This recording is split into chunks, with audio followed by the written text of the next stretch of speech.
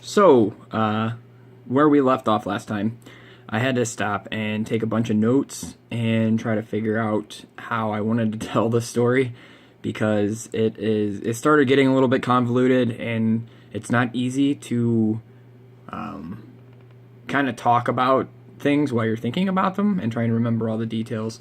So I went back and actually wrote down a bunch of stuff, and I think it's going to be easier to tell it that way. So we're going to try that and see how that works so that you get the full story.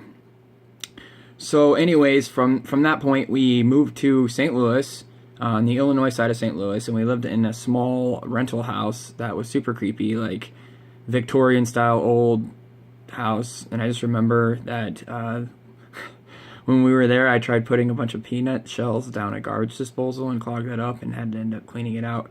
And my dad was super mad at me. After that, we ended up buying a house there in St. Louis outside of Scott Air Force Base. And we moved into the house that we eventually stayed in for years as a family. We lived next to a recycling center, and we started going to a place called Edgemont Bible Church there. And that's where I met my second friend, Caleb. Odd that it was another Caleb, but that's where I met him, and we became really good friends. And we're still actually best friends today. And I really only have a couple of friends at a time. I don't really ever have a lot of friends. I have a lot of acquaintances. Kind of a chatterbox. Go figure.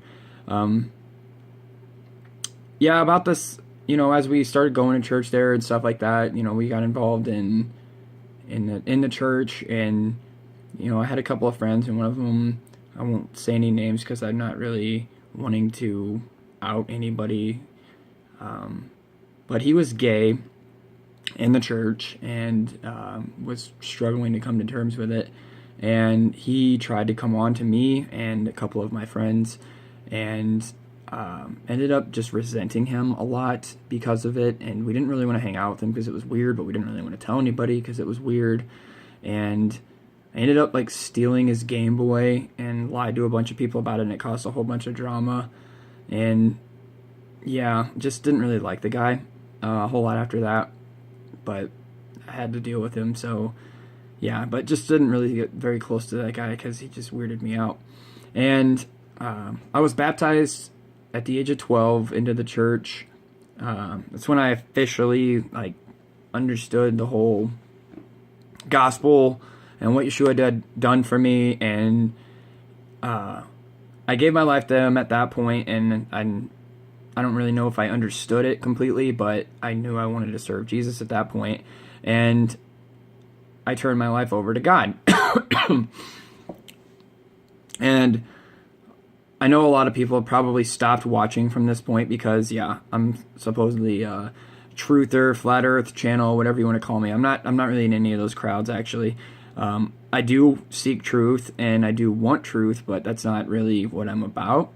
And I do want to make a small disclaimer that just because I say I'm a follower of Jesus, Yeshua, creator of heaven and earth, don't stop watching just because I say that, because there's a whole lot more that comes along with this package that could set me in the same boat as a lot of people watching this package that aren't necessarily followers of Christ or Jesus. And I feel like it's going to be beneficial to you that if you stick around and watch, that you might learn some things. So yeah, just a small disclaimer in there. So anyways, we'll get to a lot of that stuff later. I was homeschooled for the first few years that we moved up there. I was homeschooled for the majority of my life. I was 11 when we got to Illinois, and I was 13 when I started going to the Christian school that was at the church. And my mom got a job there, working as a teacher's assistant or whatever, and it was cheaper for us to go to school there at that point than it was for us to homeschool.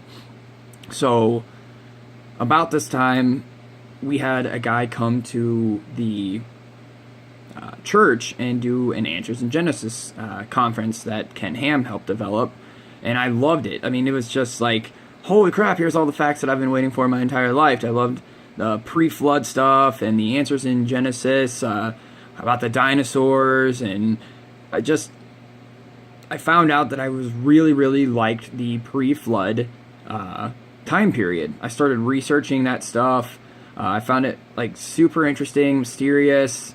Part of the Bible, only second to Revelation. Like this pre-flood period was really interesting to me. So I remember learning about their theorized water canopy that surrounded the earth, and it was just fascinating. I don't know if I really believed any of it at that point, but it was just fascinating. I'm like, oh, well, these are pretty cool.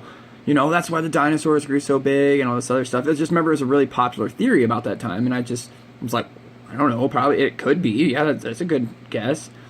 You know, but there was a lot of problems with the theory too. I mean, just light and oxygen, and like how did, you know, like carbon happen during that point, and like there was no emissions to speak of at that at that point. So I'm like, I didn't really understand how it was possible to have a water canopy. So even at that point in my life, it didn't really seem super believable. Sorry, my lips are kind of dry and weird. I remember that the 9/11 incident happened when I was at the Christian school.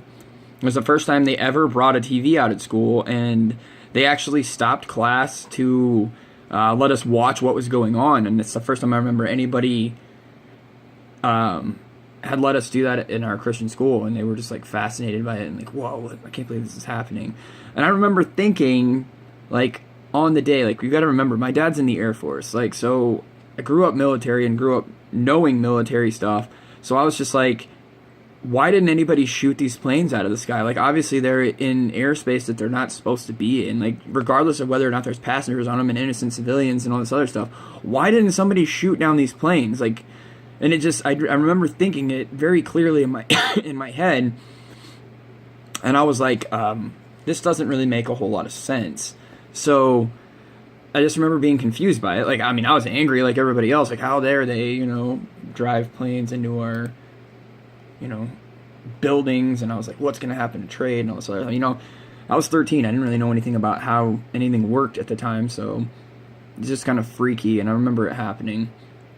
So I started playing basketball at the age of 14. That was super fun. Started playing sports. I was competitive. I made starting lineup for JV at the church. I was at my full-grown height by the time I was 14, so I was already 6 foot, just a little over 6 foot, and I loved it. I loved playing. I loved traveling. I loved the whole deal, like the tournaments and everything. I was obsessed with it. I loved playing sports. So I mean, it was a great break from my life at home. You know, growing up, kids everywhere and all this other stuff. So, you know, I wanted to be out of the house as much as possible, and this was a good opportunity for me to get out of the house and do something. So for me, it was great. My dad and I picked up archery and deer hunting that year. We went shotgun hunting, bow hunting, but we just liked hunting deer. So I got my first deer that year. Wasn't really anything glamorous. I got a doe, and I shot it because it was lame. Like, it had been shot by somebody else, and I felt bad for it. So I used my tag, and I shot it, and did the sportsman-like thing, and put it down. So I got my meat for the year, but I became obsessed with hunting at that point and thought it was fun and great. So, you know, it's what we did. Stupid cough is back. Hang on just a second here. I'm gonna grab my trusty mug here. Get some water.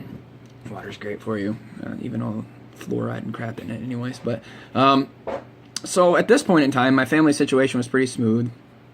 I remember we went on a trip when I was 15 to go down and visit some friends of my dad's in Missouri that he had grown up with in the Navigators back in England, and he knew them from that. This guy was a preacher. His name was Jim, and he was heavily influencing my dad to try to go to Bible college at the time. And my dad did for a while. He took a few courses at the community college and went to Bible college for a period of time. And I don't really remember why he quit doing it. I just remember it became a little bit overwhelming for him. So he didn't stick with it for very long, and it didn't seem to help a whole lot in my family.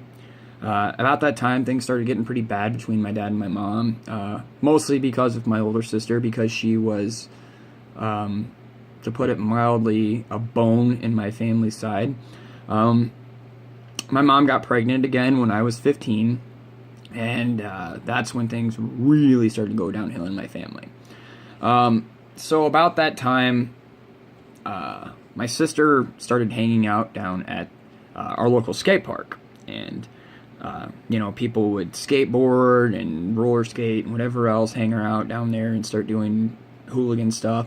So about that time, she's a year older than me, so she got a job, and I liked the idea of skateboarding, so I went, in the spring or whatever, after I turned 15, I started skateboarding in July, and I started hanging out at the skate park with my sister. And as soon as school let out that year, I got a job at a local movie theater on a work permit, and I started making spending money and started smoking cigarettes, and just helped me deal with the whole crap at home situation, basically. And my sister started smoking a little bit after that. I don't know if she knew that I smoked or not, but she started smoking too. So while all this is happening, my family life is getting progressively worse, and my mom didn't think she was going to go back to work again with baby number 8 at home, so we were told that we'd likely be put in public school for the first time the following year. Yeah, I wasn't super happy about that. I liked my little private Christian school life and wasn't in a giant hurry to get out into the world. I kind of was part of the little rebel group in the high school. I was one of the bad kids probably, but bad private school Christian kids are still way better than bad public school kids. So the summer of the year I turned 16, I got my driver's license, quit my job at the movie theater and got a job with my sister at Captain D's, and I met a girl named Beth who I hung out with a lot that summer. We hung out, and she was on the color guard, and I went out for football that year. I played football, and at the end of the year I had my pads and equipment stolen from me, and my first semester was pretty awful because I didn't really know anybody and I didn't really fit in. I remember that first semester I was pretty distracted from school. I didn't really like it, and I couldn't wait to get out and go skateboarding. We still went to church as a family, but it was more of a routine, a song and dance. We just did it because we did it. I didn't really want to be there, and the only reason I liked going there is because I still played basketball, so I still played for the church team, and I was more disconnected, and I was more called by the world than anything at that point. And I didn't feel like I belonged in church. I didn't feel anything from it. I didn't feel any connection to God. I just felt like crap. My home life just killed all of it for me. I didn't want to be at home. I didn't want to be anywhere. I just wanted to be away from my house, at the skate park and doing my own thing. So my dad gave me a truck long about that time, Mazda B2200 extended cab. So I loved that little thing. But it died about 4 months into started driving it, so what did I do? Of course, I went and bought a non-running 1984 Mustang that I completely rebuilt. I spent a lot of time on that car and a lot of money that I probably could have put into other things, but I just wanted to do it, so I bought it from my sister's boyfriend at the time, his dad anyways. His name was Jonah, and I bought it from his dad and spent a bunch of time fixing it up. And that's about where I'm going to stop for this video. So, we'll see you next time.